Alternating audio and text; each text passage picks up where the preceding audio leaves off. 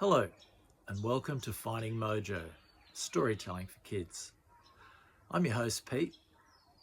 I'm a retired school teacher and the stories I'm recording here on this channel are based on stories I told my students over the years, stories that I also told my own children, about two characters, two veggies, Pea and Bean. Now, Pea and Bean date back to my childhood. My dad made up Pea and Bean as bedtime storytelling for us. My storytelling at school, but was usually after lunch, after silent reading. I would have about a 15-minute story every day, and those stories continued until I felt I'd kind of finished one, and then I'd start a new adventure. And each of those adventures I eventually wrote down as books. Pea and Bean, there's Pea, there's Bean, a couple of veggies, that's Rexcellent. That's the first story I'm going to start telling. Little Lunch was the second book, and Turbo Mad was the third. Now, I've written other books, but I haven't produced them yet, and those books were produced way back in the 1990s. You won't find them anywhere in a shop, but I do have some available. I do intend to re-release them as digital books, hopefully in the next 12 months. But for now, I'd like to record them as live storytelling, the way I told it to my students. Now, live storytelling is very different to reading. If I was to read to you, I'd have my head down, I'd be reading the exact words as they are stated, and there's little engagement with the audience with reading. But storytelling, well, at least in class, I'd be making eye contact with the students. They'd be sitting right in front of me. And I'm going to try and achieve that here with the camera. So let's get on with it. Book one. Story one, Rexcellent. The Adventures of Pea and Bean. Now, Rexcellent is about a 10-chapter book.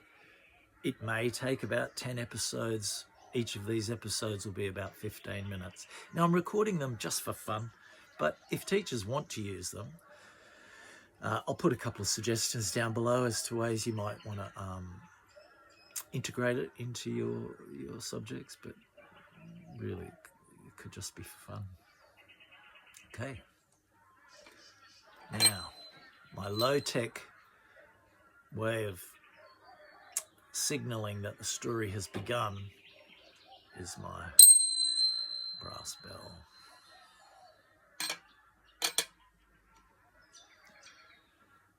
It was a Sunday afternoon, and there was nothing on telly. Pea and Bean was sitting there, half bored, watching a documentary about New Zealand. Pea was pretty impressed with the rolling green hills. Bean was impressed with the snow-capped mountains. They both looked at each other and said, "What a great place for a holiday." "Pity we can't afford it," Pea said. "Hang on a minute," Bean suggested. "Maybe not, Pea. Maybe not." And he jumped out of his chair and ran straight to his bedroom. Pea slapped his forehead. "Why did I say anything? Bean, we don't have to go to New Zealand. I was only kidding." He said, No, it'll be all good, Pea, all good." Pea sighed and changed channels, looking for cartoons. Bean, meanwhile, sat down at his desk, took a pencil, paper, tapped the pencil on his chin. New Zealand. How far is it? On his bookshelf above the desk, he had an assortment of reference books that he used when he was inventing, because Bean, he was a pretty inventive veggie. In fact, he was always thinking of something. And he reached up and he grabbed the old school atlas from grade 6. He flipped it open. Yep, Africa. Oh yeah, that looks great. And he got to Australia,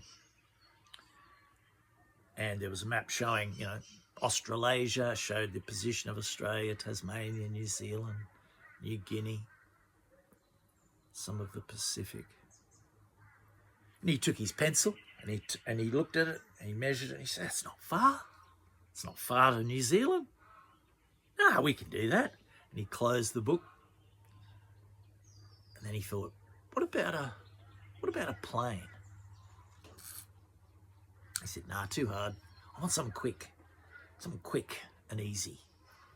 Now that was saying something for Bean, because all of his inventions were quick and easy. And they were almost invariably made out of junk. He never followed any kind of a known plan or design. He just made them up, and he got the junk from his shed and he pulled it together and he made something. So for Bean to say he wanted something quick, that was perhaps not so good for P. He thought again. He thought about a hot air balloon. He said, "Nah, I've done that before. It didn't go so well." And as he sat there thinking, he looked at the desk in front of him, and there was bits of junk and things, the sort of things you find on a desk. And there was a rubber and a pencil and a ruler and a sharpener. He was playing around with this stuff, and he put the ruler on top of the eraser, the rubber, and he put the sharpener on one end of the ruler. And then with a grin, he tapped the other end and fired the sharpener across the room. Aha! Aha! That's crazy enough. It just might work, he said. And he proceeded to sketch his design on paper. And as he sketched, he muttered to himself, about the things that he's got in the shed and what he could use for this and what he could do for that. And he made little notes on the side as to what equipment he needed. And within a few minutes, his design was done. He tore the page off, yelled out, "You're a genius, Bean," and then ran out through the kitchen, across the yard to the shed. Now, P sat up suddenly when he heard the screen door slam on its return spring. And he said, "Here we go again." By now he'd found a cartoon, so he turned up the volume in order to drown out the sounds of invention coming from the shed. There were sounds of hammering, sawing, painting, gluing, and tying things up with string. And before long, the shed door flew open and Bean yelled out, "Hey, P, come and check this out, dude." P sighed. Here we go. Turned off the TV, stood up, walked slowly towards the shed.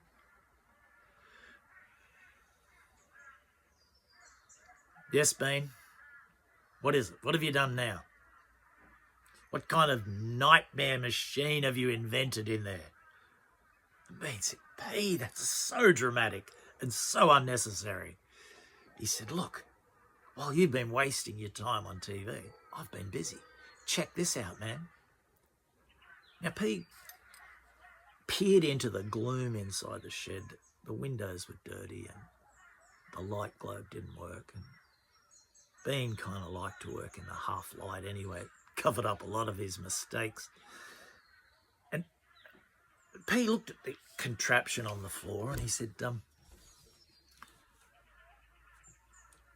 "Bean, I don't recognise it. What is it?" Now, before him was a weird thing. Sitting on a baby's pram, there was a long pole, and on the end of the pole were two plastic school chairs.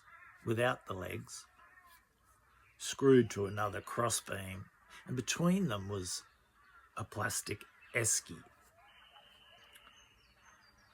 And then beside that, where the pole attached to the pram, there was a dial.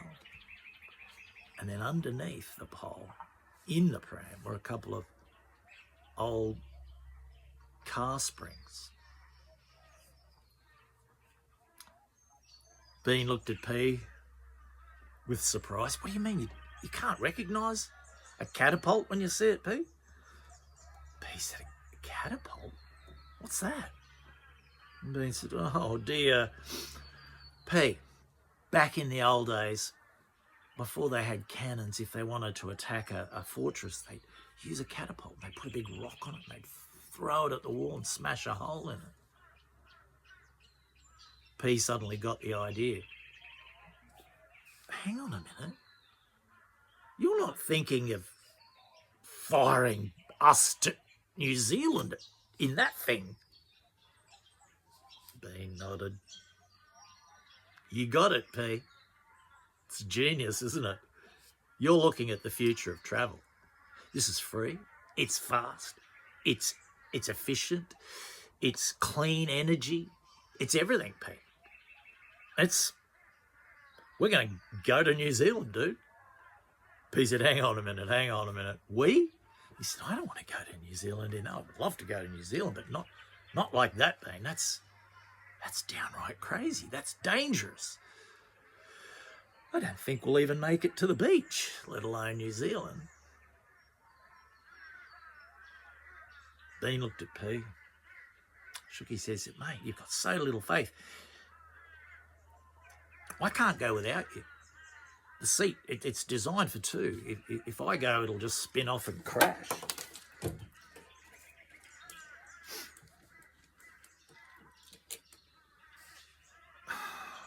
Well, how's that my problem, P said. Why do I have to go? He said, because it won't be any fun without you, P. And look, it's going to work. I've figured it all out. What could possibly go wrong? P said, well, there's a few things I could think of, Bean. He said, look, P, you're too negative.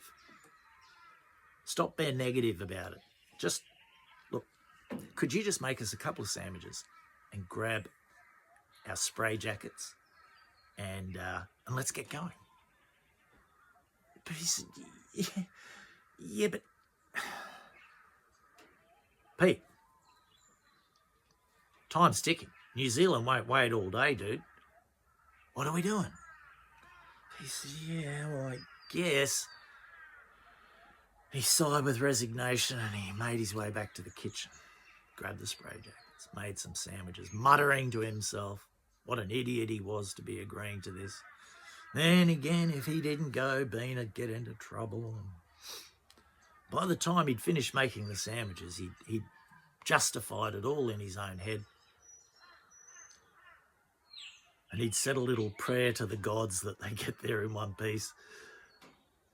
And he ran out, shut the door, hoped that he would see their little home again. Come on, P.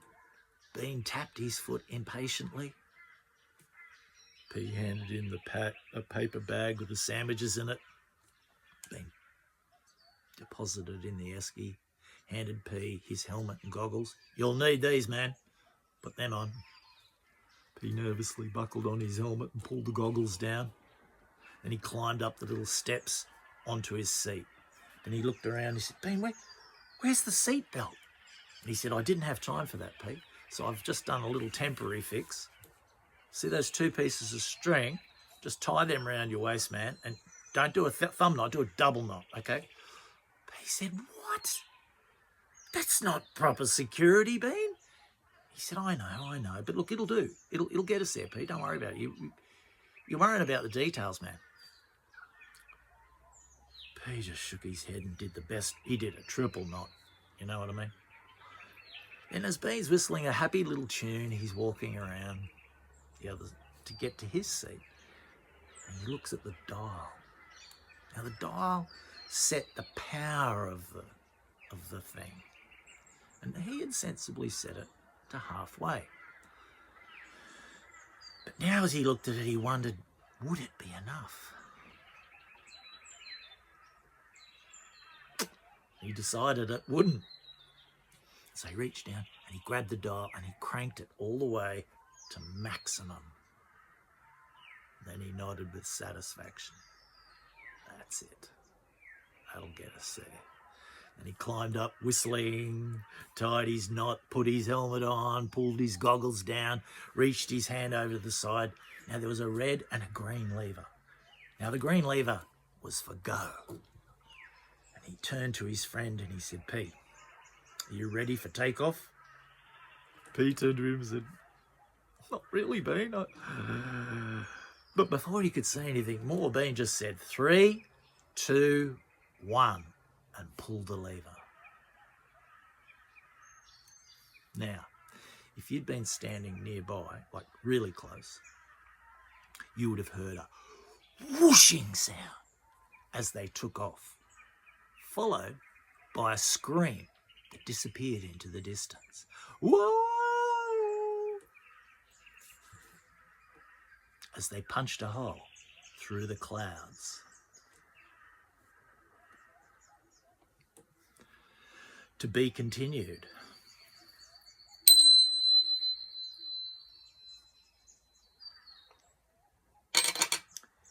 So that's chapter 1 of Rexcellent. Like I said, there's perhaps 9 or 10 episodes to this story. Next episode, I'll just start straight into the story. I hope you enjoyed it. If you did, please remember to leave a like. That helps me a lot. And it encourages me. And if you want to find out what's coming up next, press the subscribe as well. And teachers, if there's anything that you would like to ask about, you know, the stories or school visits or whatever, I'll leave an email address in the notes below. Enjoy the rest of your day, everyone, and see you next time. If I can get this thing to work.